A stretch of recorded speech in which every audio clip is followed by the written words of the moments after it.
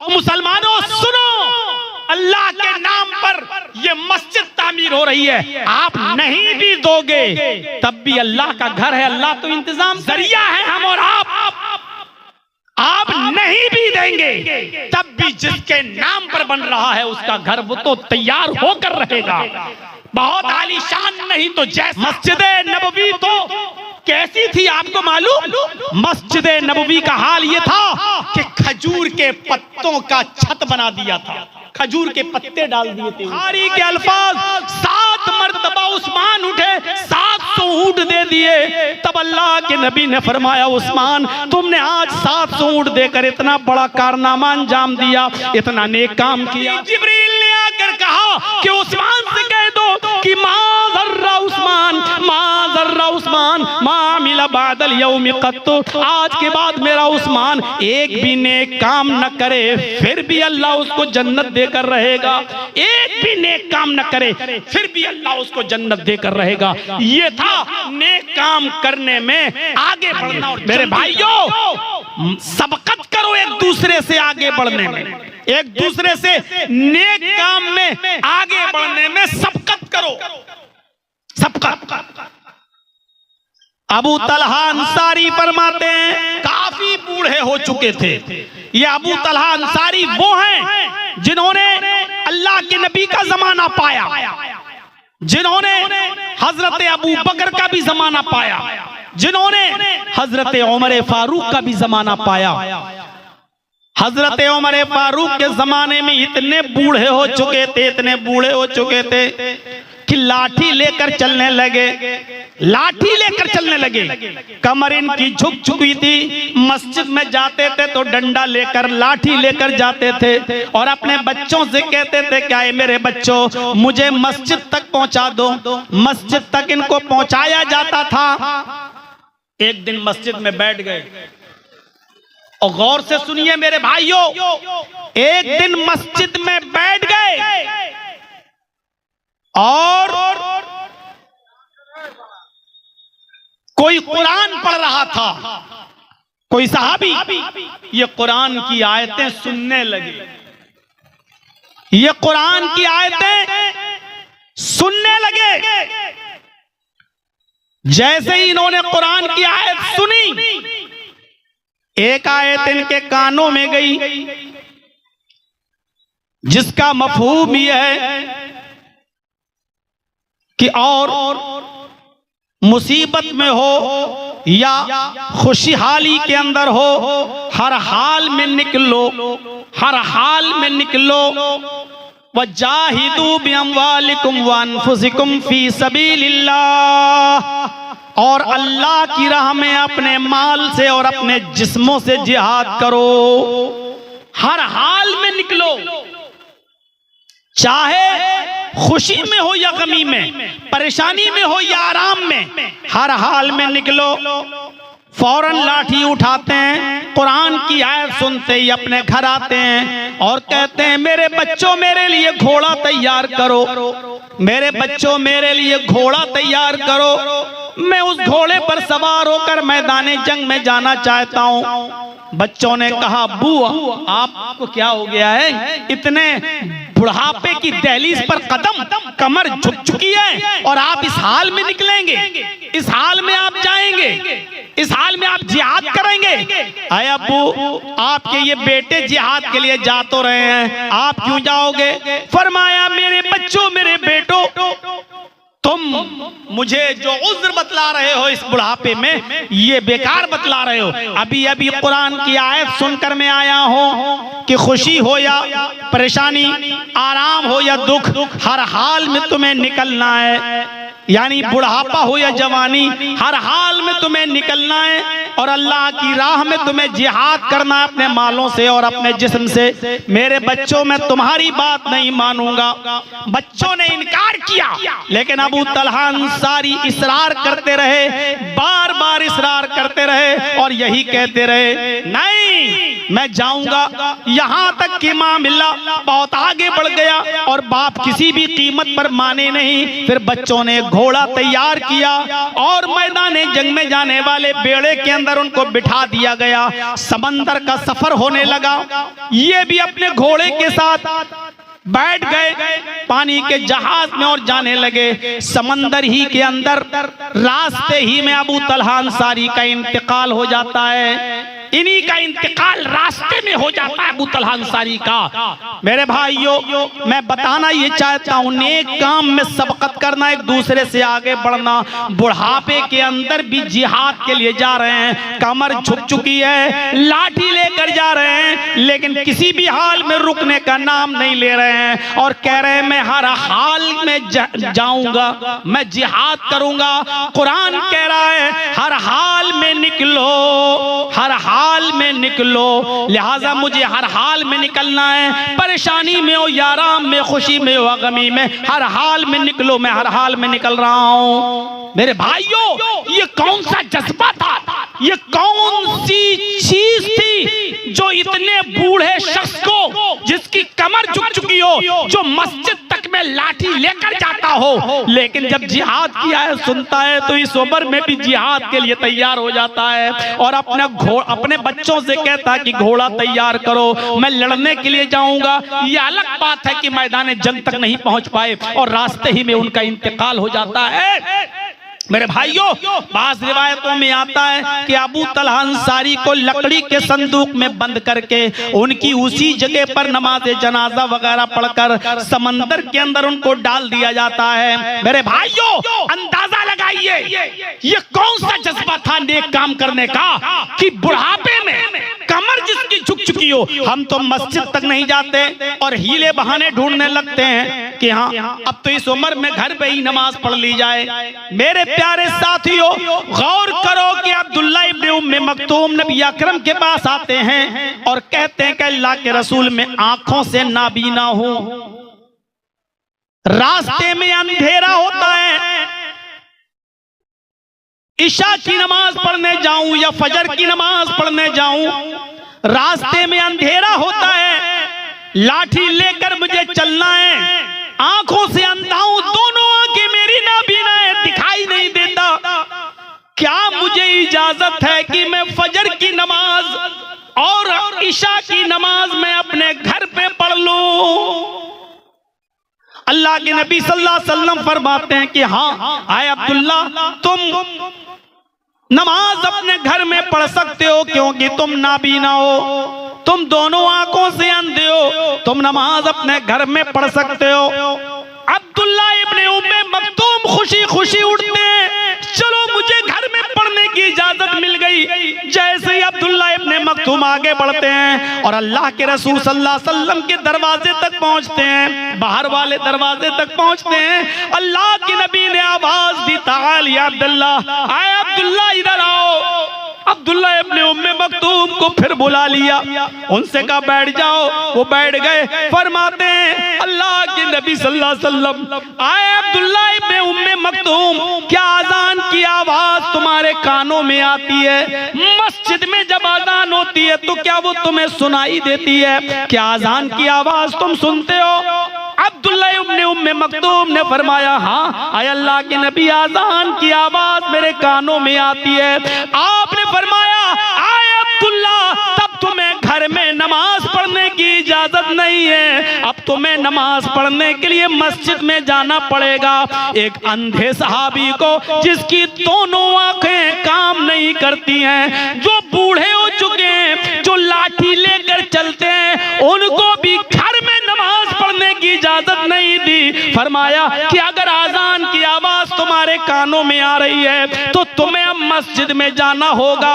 आजकल तो लाइटों का जमाना है, आजकल तो मॉडर्न जमाना है, रास्ते भी अच्छे हैं, सड़कें भी अच्छी हैं। गौर कीजिए, उस जमाने की तरफ नजर डालिए, लाइटें नहीं है, कुमकुमे नहीं है, बल्ब नहीं है, रास्ते भी पक्के नहीं है, और एक साहबी है, अंधे हैं, नाबीना है, रास्ता कितना पुरखतर है, पत्थर कैसे देखते होंगे, टॉर्च भी नहीं है कि टॉर्च लेके चलें, और टॉर्च भी होती तब भी नहीं, इसलिए कि दिखाई नहीं देता है। सांप और बिच्छू और खतरनाक जानवर कोई भी रास्ते में आ सकता है। इसके बावजूद अब्दुल्ला इब्न उम्मे मक्तूम को घर में नमाज पढ़ने की इजाजत नहीं दी। आए नमाज के मामले में आसानियां ढूंढने वालों, आए नमाज के मामले में सहूलतें ढूंढने वालों, जरा गौर तो करो।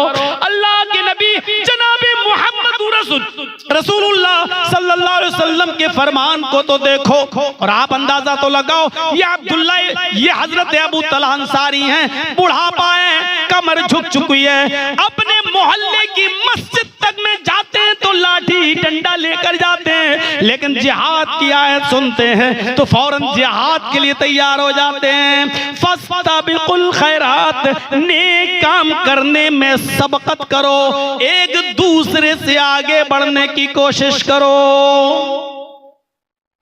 अबू दहदा अंसारी को उठाओ, अबू दहदा अंसारी को उठाओ। अल्लाह के नबी सल्लल्लाहु अलैहि वसल्लम फरमाते हैं, लोगों अभी अभी एक आयत नाजिल हुई है मेरी ऊपर, लोगों अभी जब जिब्रील मेरे पास आए, अभी अभी जिब्रील ने कुरान की एक आयत नाजिल की मेरे ऊपर। सहाबा गौर से सुनने लगे, क्या है वो आयत? फरमाया, अल्लाह ने फरमाया, मन ज़ल्लज़ी युक़रिज़ुल्लाह क़र्ज़न हसना, कौन है जो अल्लाह को कर्ज हसना दे? कौन है जो अल्लाह को कर्ज हसना दे? अल्लाह बदले में उसको जन्नत देगा, अल्लाह बदले में उसको जन्नत देगा।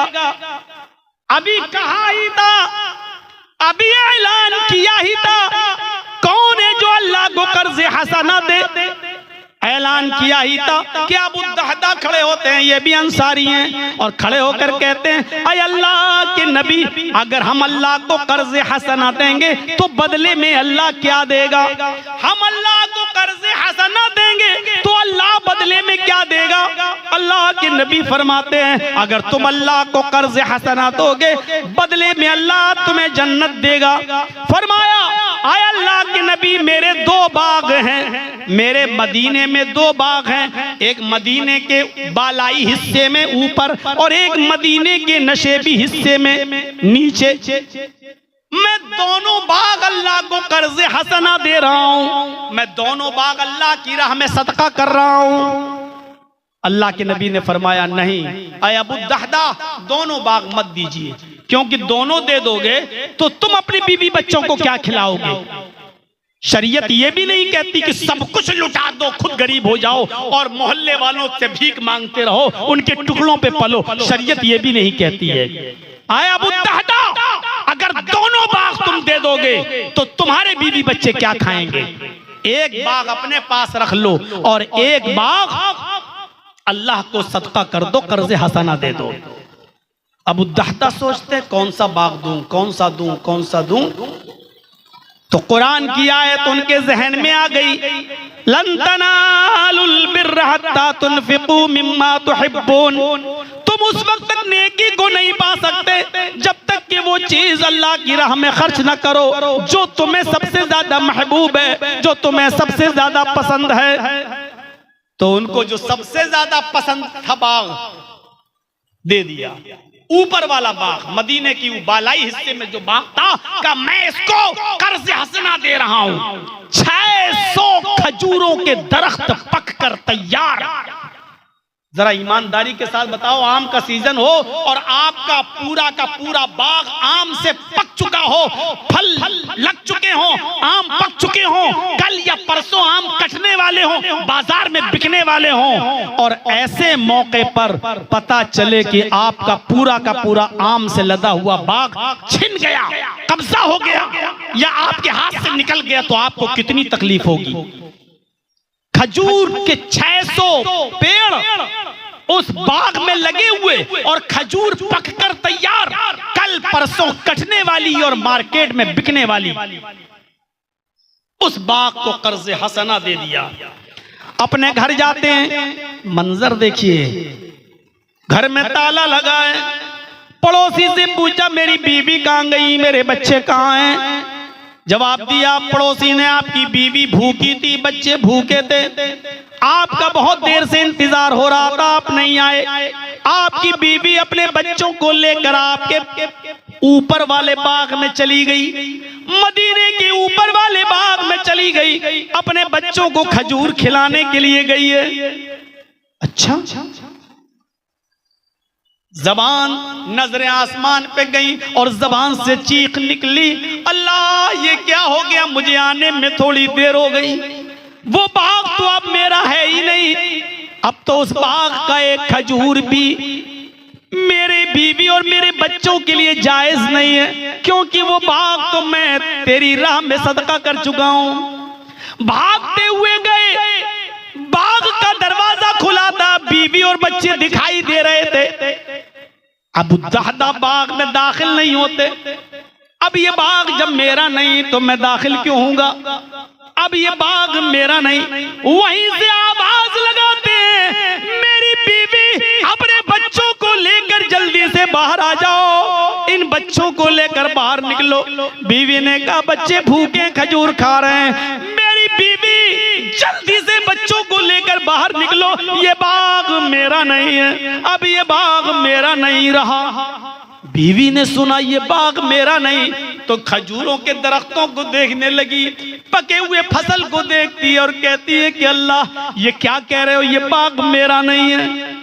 बच्चों को लेकर निकली, अपने शौहर का गरीबान पकड़कर कहती है सच बताओ, मजाक तो नहीं कर रहे हो, ये बाग मेरा नहीं, क्या मतलब है आपका, किसने कब्जा कर लिया, किसने हमला किया, किसने इस बाग पर अपना दावा ठोक दिया है, कैसे कह रहे हो ये बाग मेरा नहीं है। फरमाया आए मेरी बीवी, अल्लाह की कसम ये बाग मेरा नहीं है, मैंने इस बाग को अल्लाह की राह में सदका कर दिया है, अल्लाह को कर्ज हसना दे दिया है। फिर बीबी की ओढ़नी में हाथ डाला, जो खजूर थे उसको निकाल लिया और उसको उसी बाग में फेंक दिया।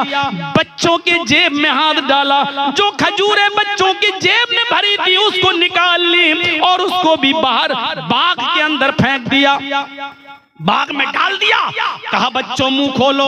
बच्चे जो खजूर चबा रहे थे मुंह में, अबू दहदा अंसारी ने बच्चों के मुंह से चबा हुआ खजूर भी निकाल लिया और उसको भी बाग के अंदर डाल दिया और फेंक दिया। नजरें आसमान पे डाली और कहा इलाहुल आलमीन, जो मेरे बस में था वो मैंने कर दिया, जो खजूर मेरी बीवी और बच्चे खा चुके, जो उनके पेट में चला गया, मैं उसका जिम्मेदार तो नहीं हूं, लेकिन जो चीज मेरे हाथ में आई, यहाँ तक कि अपने बच्चों के मुंह का खजूर भी मैंने उनके मुंह से निकाल कर तेरे बाग में डाल दिया। अल्लाह ये बाग जब मेरा नहीं तो खजूर भी मेरे नहीं। अल्लाह मैंने अपना वादा पूरा किया, तू अपना वादा पूरा कर।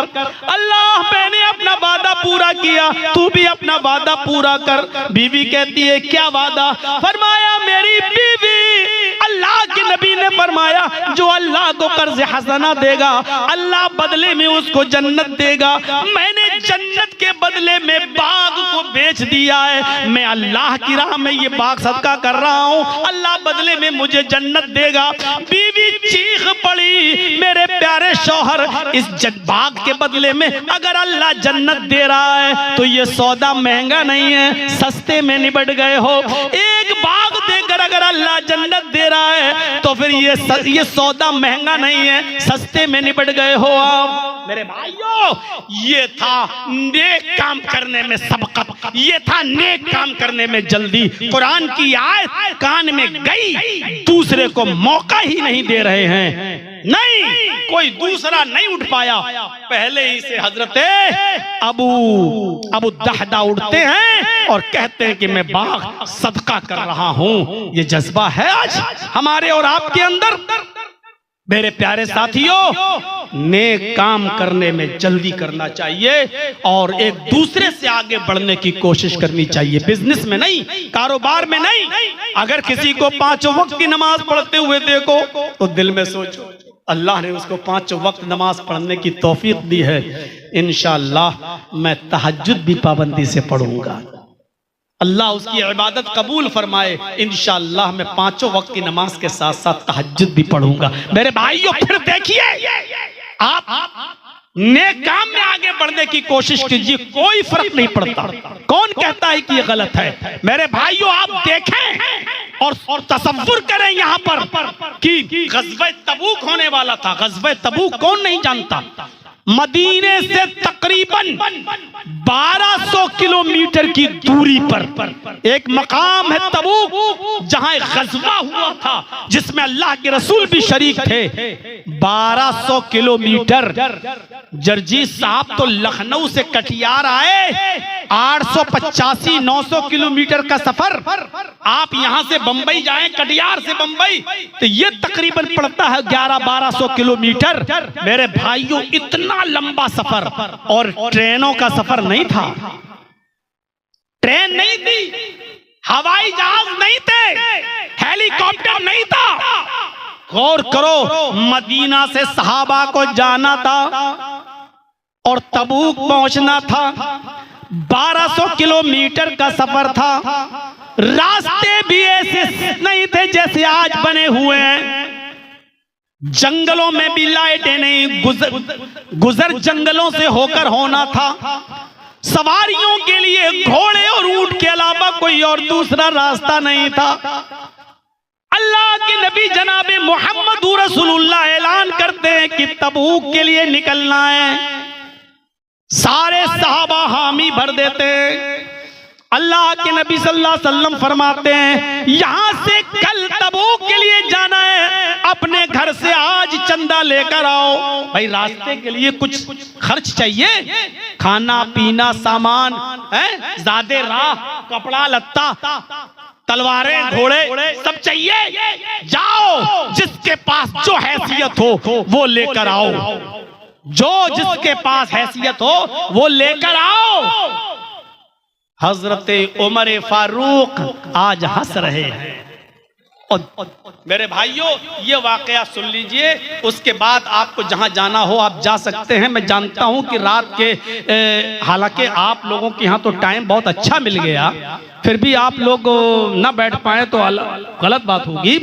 मेरे भाइयों, तकलीफ तब होती है जब 2 बजे कोई टाइम देता है, 1:30 बजे। हालांकि उनकी भी मजबूरी है, बेचारे, उनको भी अपना जलसा करना है। लेकिन यहाँ तो टाइम 11:15 बजे हमको मिल गया था, तो टाइम ठीक है। लेकिन आप थोड़ा सा बैठ जाएं और इस वाक़े को जरूर सुन लें। मैं इसके बाद 1-2 वाक़यात और सुनाऊंगा, लेकिन ये वाक़े आप जरूर सुने जो मैं सुनाने जा रहा हूं आपको। हजरत उमर आज हंस रहे हैं और हंसते हुए कह रहे हैं, अल्लाह के रसूल ने आज ताउन मांगा है, तबूक जाना है, लेकर आओ जो जिसके पास हो। आज तो मैं इतना सदका दूंगा, अल्लाह की राह में इतना माल दूंगा कि आज मैं अबू बकर से नेकियों में आगे निकल जाऊंगा। देखिए, नेकियों में आगे निकलने का जज्बा देखिए कितना था। आज तो मैं अबू बकर से ज्यादा नेकियों में आगे निकल जाऊंगा, क्योंकि अबू बकर के पास ज्यादा माल नहीं है देने के लिए। आज मैं इतना माल दूंगा कि अबू बकर से नेकियों में आगे निकल जाऊंगा। सब लोग अपने घर से माल लाए, सारे सहाबा माल लाए, कोई ये लाया, कोई वो लाया, जिसके पास जो था वो सब लाता गया। हजरत उमर फारूक अपने घर गए और अपने घर के माल को 2 पार्ट्स में डिवाइड किया, 2 हिस्सों में तकसीम किया, आधा आधा कर लिया। आधा घर छोड़ दिया और आधा अल्लाह के रसूल को दे दिया। लीजिए, मैं राह खुदा में सदका कर रहा हूं, अल्लाह की राह में ये माल दे रहा हूं। बहुत माल था हजरत उमर का, आधा घर पे छोड़ दिया, आधा लाए, बहुत था वो। 2 घोड़े थे तो 1 घोड़ा घर छोड़ दिया, 1 लाए। 2 ऊंट थे, 1 घर छोड़ दिया, 1 लाए। 2 कपड़ा था, 1 घर छोड़ दिया, 1 लाए। यानी जो भी घर में सामान था 2 हिस्सों में तकसीम कर दिया, आधा घर छोड़ दिया और आधा लाकर अल्लाह के नबी को दे दिया। और सोचिएगा, मदीने में जितने भी लोग हैं सहाबा, सबकी काश्त क्या है, बिजनेस क्या है, खजूरों की खेती। खजूर पककर तैयार, लेकिन किसी ने ये नहीं कहा कि अल्लाह के रसूल 1 हफ्ता डिले कर दीजिए, जिहाद के लिए, ग़ज़वे में जाने के लिए 1 हफ्ता लेट कर दीजिए, कल हम खजूर काट के बाजार में बेचते हैं। पूरे साल का खर्चा इसी पर चलता है। पूरे साल का।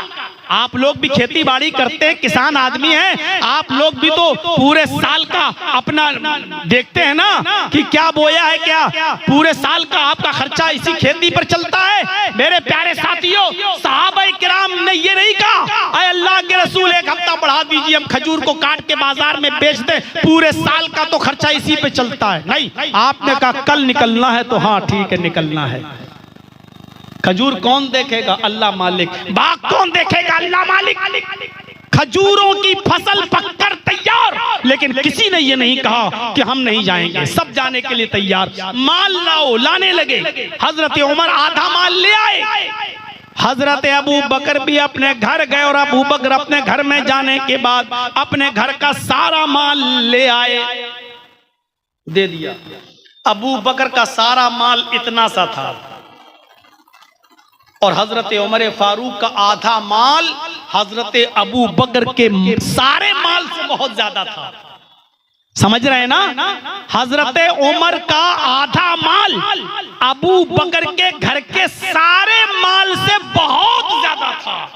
हजरत उमर ने अपना माल देखा और अबू बकर का माल देखा, फिर मुस्कुराए कि आज तो मैं बहुत माल दिया हूं, अल्लाह के रसूल हमारी तारीफ करेंगे। लेकिन यहां उल्टा हो गया, उल्टा हो गया। अल्लाह के नबी ने पूछा, उमर माशाअल्लाह काफी माल लाए हो, फिर घर में क्या छोड़ा? घर में क्या छोड़ा? हजरत उमर फारूक कहते अल्लाह के रसूल, मैं अपने घर गया और अपने घर के माल को 2 हिस्सों में तकसीम कर दिया। आधा घर छोड़ दिया और आधा यहां ले आया। आधा घर में छोड़ दिया और आधा आपको दे दिया। अल्लाह के नबी ने फरमाया अल्लाह तुम्हारे माल को कबूल फरमाए और जो घर में तुम छोड़ के आए हो अल्लाह उसमें बरकत दे। अब आपने पूछा अबू बकर तुम क्या लाए हो? कहा अल्लाह के रसूल ये सामने रखा हुआ है। अच्छा, और घर क्या छोड़ा है? घर क्या छोड़ा है? तुम ये माल लाए हो तो घर पे कुछ छोड़ के आए हो कि नहीं? हमारे साथ तो जिहाद में जाओगे, घर पे क्या छोड़ा? हजरत अबू बकर सिद्दीक फरमाते हैं कि अल्लाह और उसके रसूल का नाम घर पे छोड़ दिया है बस। आए अल्लाह के रसूल सिर्फ आपकी मोहब्बत घर में छोड़ के आया हूं, मेरे घर में कुछ नहीं है। एक गिलास था पानी पीने के लिए वो भी ले आया, एक प्याला था पानी पीने के लिए वो भी ले आया। मेरे घर में जो भी था मैं सब कुछ लाया, मैंने अपने घर में कुछ नहीं छोड़ा सिवाय अल्लाह के नाम के। मैंने आपकी मोहब्बत के अलावा घर में कुछ नहीं छोड़ा, सब ले आया घर में जो कुछ था। हजरत उमर फारूक रोने लगे कि मैं तो आधा छोड़ के आया हूं, अगरचे मेरा आधा माल भी बहुत ज्यादा है लेकिन आधा घर में छोड़ा तो हूं, लेकिन अबू बकर तो सब कुछ ले आए हो, घर में कुछ नहीं छोड़ा। तो चीख पड़े हजरत उमर, है अबू बकर सोचा था कि मैं आज नेकियों में आपसे आगे निकल जाऊंगा, लेकिन ये खाम ख्याली थी मेरी, ये गलत सोच थी मेरी। है अबू बकर मैं जिंदगी में कभी भी नेकियों में आपसे आगे नहीं निकल पाऊंगा। मैं तो अपने घर में आधा छोड़ के आया हूँ, आधा लाया हूँ, आप तो सारा का सारा ले आए। उमर उस माल का कैसे मुकाबला कर सकता है जो घर में सिर्फ अल्लाह और उसके रसूल की मोहब्बत छोड़ के आया हो और कुछ न छोड़ा हो। आप सब लाए, मैं आधा लाया, मेरा आधा आपके सबसे ज्यादा है, लेकिन आप तो सब लाए, मैं नेकियों में कभी आपसे ज्यादा नहीं निकल सकता। उसी दिन कहने लगे अरे अबू बकर इधर आओ। अबू बकर को अकेले ले गए, कहा आज सौदा करो। कहा किस बात का सौदा? कहा इस बात का सौदा करो, आज मैं अपनी पूरी जिंदगी की इबादतें तुम्हें दे देता हूँ, पूरी जिंदगी की नेकियां तुम्हें दे देता हूँ। आए अबू बकर मेरी पूरी जिंदगी की नेकियां तुम ले लो और अपनी पूरी जिंदगी की नहीं, सिर्फ एक रात की नेकी, जिस रात आप गारे सौर में थे और अल्लाह के रसूल सल्लल्लाहु अलैहि वसल्लम का सर आपकी गोद में था, और आपके पैर में बिच्छू काट रहा था, जहरीला जानवर काट रहा था, लेकिन आप पैर इसलिए नहीं हिला रहे थे कि अगर पैर हिल गया तो मोहम्मदुर रसूलुल्लाह की नींद खुल जाएगी, आपकी आंख खुल जाएगी और आपकी नींद में डिस्टर्ब हो जाएगा। सिर्फ उस रात की ये नेकी मुझे दे दीजिए और बदले में सारी मेरी जिंदगी की इबादतें और नेकियां ले लीजिए, क्योंकि मुझे उम्मीद है आपकी वही एक रात की एक नेकी मेरी पूरी जिंदगी की इबादत पर भारी होगी। अबू बकर मुस्कुराते हैं, कहा आए उमर, क्या तुमने कुरान में ये नहीं पढ़ा, ला तज़िरु वाज़िरतुन विज़रा उख़रा, क़यामत के दिन कोई किसी का बोझ नहीं उठाएगा, तुम्हारी नेकियां तुम्हारे काम आएंगी और मेरी नेकियां मेरे काम आएंगी। वहां हमारी नेकियां देने से काम नहीं चलेगा और मैं अपनी नेकी तुम्हें दूं तो काम नहीं चलेगा। क़यामत के दिन तो सब अपना अपना नफसी नफसी के आलम में होंगे और सबको अपनी अपनी होगी। ये सौदा जायज नहीं है, ये सौदा गलत है, ये सौदा किसी कीमत पर जायज नहीं है। मेरे प्यारे साथियों, अंदाजा लगाओ, हजरत उमर फारूक कहते हैं कि मैंने सोचा था आज नेकियों में आगे निकल जाऊंगा, लेकिन नेकियों में आगे नहीं निकल पाए। कोशिश तो की थी बढ़ने की, सबकत करना चाहिए नेकियों में अच्छी नियत के साथ। हजरत उमर फारूक की नियत बुरी नहीं थी। आज मैं ज्यादा लाऊंगा अबू बकर से, इंशाअल्लाह आज मैं अबू बकर से ज्यादा नेकियों में आगे बढ़ जाऊंगा।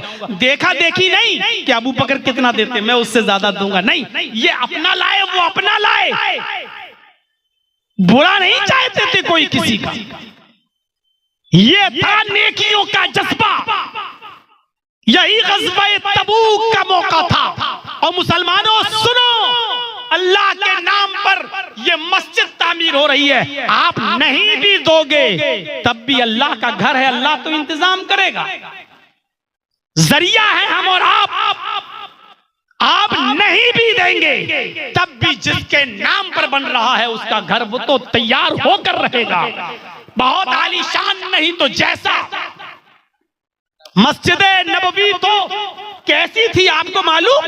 मस्जिद नबवी का हाल यह था कि खजूर के पत्तों का छत बना दिया था, खजूर के पत्ते डाल दिए थे ऊपर से। अल्लाह के नबी नमाज पढ़ा रहे हैं, अल्लाहु अकबर, क़िरात शुरू होती है, अल्हम्दुलिल्लाहि रब्बिल आलमीन अर्रहमानिर रहीम मालिकी यौमिद्दीन। हवा में तेजी आती है, गैरिल मग़दूबि अलैहिम वलद्दाल्लीन, हवा थोड़ी सी और तेज होती है। आपने मुख्तसर सी सूरत पढ़ाई, अल्लाहु अकबर कहकर रुकू में गए, हल्की हल्की बूंदा बांदी होने लगती है। समिअ अल्लाहु लिमन हमीदा का बूंदों में थोड़ा सा और इजाफा हो गया, अल्लाहु अकबर कहकर सजदे में गए। इतनी तेज हवा चली कि खजूर के पत्तों की छत उड़ गई और पानी के कतरे नीचे गिरने लगे। अल्लाह के नबी सजदे में चले गए, इधर पानी के कतरे जमीन के ऊपर गिरते, कच्ची जमीन से मिट्टी उड़ती और मोहम्मदुर रसूलुल्लाह के चेहरे पर लगती। आपने जब सलाम फेरा, अस्सलामु अलैकुम वरहमतुल्लाह, अस्सलामु अलैकुम वरहमतुल्लाह, फिर सहाबा किराम की तरफ चेहरा किया, वो चेहरा जो कभी चांद से ज्यादा चमकता था, वो चेहरा जिसको देखकर कभी हसन इब्ने साबित कहा करते थे, वह अहसन मिन कलम तरक़त ऐनी व अजमल मिन कलम तलिदिन निसाउ, आप इतने खूबसूरत हैं, इतने खूबसूरत हैं कि मेरी आंखों ने आपसे ज्यादा खूबसूरत किसी को देखा ही नहीं और दुनिया की किसी औरत ने आपसे ज्यादा हसीन बच्चा पैदा किया ही नहीं। वो इतना हसीन चेहरा कि जाबिर इब्ने सबुरा ने कहा कि जब मैं कभी चांद को देखता हूँ, कभी आपको देखता हूँ, तो ऐसा लगता है कि चांद को भी हुस्न मिला है तो वो आपके चेहरे से मिला है। इतना खूबसूरत चेहरे पर मिट्टी छाई हुई है। सहाबा किराम को अल्लाह के नबी सल्लल्लाहु अलैहि वसल्लम के चेहरे पर लगी हुई है मिट्टी दिखाई दी तो अल्लाह के नबी हाथ फैलाकर मस्जिद नबवी के लिए ताउन मांगने लगे। ओ लोगों, अल्लाह के घर के लिए कुछ दीजिए। हजरत उस्मान गनी उठते और कहते हैं, अल्लाह के नबी, इसमें जितना भी खर्चा आएगा वो मैं देने के लिए तैयार हूँ।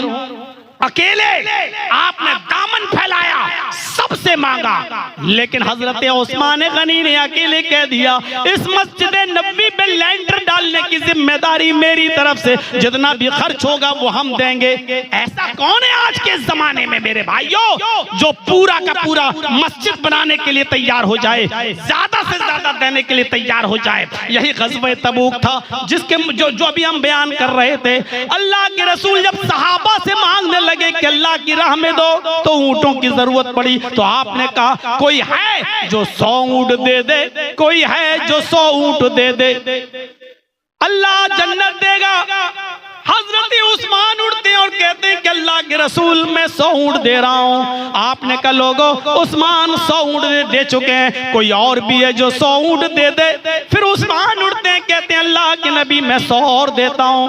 आपने फरमाया लोगों उस्मान 200 ऊंट दे चुके, कोई और है जो 100 ऊंट दे दे। उस्मान तीसरी बार उठते हैं कि अल्लाह के नबी मैं 100 और देता हूं। आपने कहा उस्मान 300 दे चुके हो, अब आए उस्मान तुम्हें नहीं देना है, अब तुमसे नहीं कह रहा हूं, उस्मान के अलावा कोई और है जो 100 ऊंट दे। चौथी बार भी उस्मान उठे मैं 100 और दे रहा हूं। आपने कहा उस्मान तुमसे नहीं कह रहा हूं, उस्मान के अलावा कोई और है जो 100 ऊंट दे। पांचवी बार उस्मान गनी उठेगा 100 और दे रहा हूं। आपने छठी बार कहा, सातवीं बार भी कहा, तो सातवीं बार भी उस्मान गनी उठे, कहा अल्लाह के रसूल मैं ही दे रहा हूं। जब कोई नहीं उठा उस्मान उठते गए, यानी हर मामले में आगे बढ़ते गए। आप 100 मांगते थे, उस्मान ने कहा मैं 100 दे रहा हूं। आपने कहा 100 और चाहिए, उस्मान ने कहा 100 और दे रहा हूं। आपने कहा उस्मान के अलावा कोई और है जो 100 दे, उस्मान फिर उठे का 100 और दे रहा हूं। आप हर बार कहते थे उस्मान इतने दे चुके हैं, आप उस्मान से नहीं, उस्मान के अलावा कोई और हो तो दे, फिर उस्मान ही उठते थे। 7 मरतबा आपने ऐलान किया, बुखारी के अल्फाज 7 मरतबा उस्मान उठे, 700 ऊंट दे दिए। तब अल्लाह के नबी ने फरमाया उस्मान तुमने आज 700 ऊंट देकर इतना बड़ा कारनामा अंजाम दिया, इतना नेक काम किया कि अभी जिब्रील ने आकर कहा कि उस्मान से कह दो कि माज़र्रा उस्मान, माज़र्रा उस्मान मामिला बादल यौम कत्तो, आज के बाद मेरा उस्मान एक भी नेक काम न करे फिर भी अल्लाह उसको जन्नत देकर रहेगा। एक भी नेक काम न करे फिर भी अल्लाह उसको जन्नत देकर रहेगा। ये था नेक काम करने में आगे बढ़ना और जल्दी करना। किसी दूसरे को उठने ही नहीं दे रहे, मैं 100 दे रहा हूं, फिर ऐलान किया कोई और, फिर उठे मैं दे रहा हूं 100 ऊंट, फिर ऐलान किया कोई और है 100, फिर हजरत उस्मान उठ रहे हैं। ये थी सबकत, नेक कामों में आगे बढ़ना। ग़ज़वा ओहद हो रही है, ओहद की जंग हो रही है, होने वाली। एक देहाती आदमी है बेचारा, नया नया इस्लाम लाया, खजूर खाता हुआ आ रहा है। अरे अल्लाह के रसूल इस जंग में अगर लड़ूंगा तो क्या होगा? आपने कहा जिंदा बच गए तो गाजी, गर्दन कट गई तो शहीद। अल्लाह के रसूल अगर शहीद हो गया तो क्या मिलेगा? कहा डायरेक्ट जन्नत, कोई हिसाब व किताब नहीं। उसने खजूर फेंके और मैदान जंग में कूद गया, ग़ज़वा ओहद में चला गया। कहा खजूर तो खा ले, कहने लगा खजूर खाने में देर लग रही है, जब जन्नत हमें जल्दी मिल रही है, गर्दन कटाने में जन्नत मिल रही है तो खजूर खाने में टाइम बर्बाद क्यों करूं? उसने खजूर फेंक दिए, मैदान जंग में गया, लड़ा, यहां तक के शहीद हो गया। अल्लाह के नबी सल्लल्लाहु अलैहि वसल्लम ने फरमाया अमल तो कम किया लेकिन जन्नती है। अमल इसने, ये वो शख्स है जिसको बहुत कम मौका मिला अमल करने का, लेकिन थोड़े वक्त में ये जन्नत पा गया। मेरे प्यारे साथियों, नेक काम में इस तरीके से जल्दी की जाती है। 1.5 घंटा बोल चुका हूं, अब आप भी भाग रहे हैं, फिर मकसद टल जाएगा। 1999 में तौहीद साहब के यहाँ आया था और आज 2025, 26 साल से सीमांचल के लोग मुझे कभी भूले नहीं, बराबर मुझसे मोहब्बत करते रहे और बुलाते रहे। यहाँ तक कि आज भी चिटफुट हिंसाएं होती हैं, बाइकाट करो, ये करो, वो करो, लेकिन मेरे भाइयों आपके दिलों में हम बसे हुए हैं। जब तक आपकी चाहत रहेगी आते रहेंगे, जब आप भूल जाएंगे तो अल्लाह की जमीन फिर बहुत वसी है, दूसरा इलाका है। मेरे भाइयों, इतनी मोहब्बत का सबूत जब आप हमसे देते हैं तो इस मस्जिद के लिए मैं आपसे अपना दामन फैलाकर खुद भीख मांगता हूँ, मेरे हाथ पर आप क्या देते हैं। आप लोग अपने कैमरे हटा लो, आज मुझे अपनी मोहब्बत देखना है, क्या मोहब्बत है आपको मुझसे। इस मस्जिद के लिए